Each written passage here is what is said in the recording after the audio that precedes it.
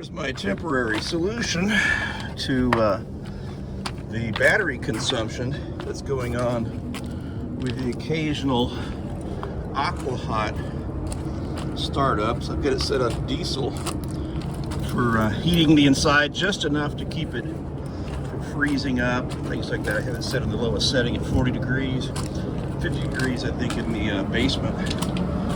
But I've literally run a wire along the outside. I guess if I were Elmer Fudd, I won a wire.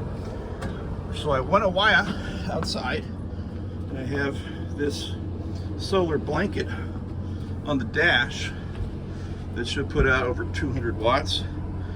It's protected from the weather, and I have to be facing south, so it will get lots of sunshine. And the lights are on. I hope somebody's home. I think it's working. We soon shall see.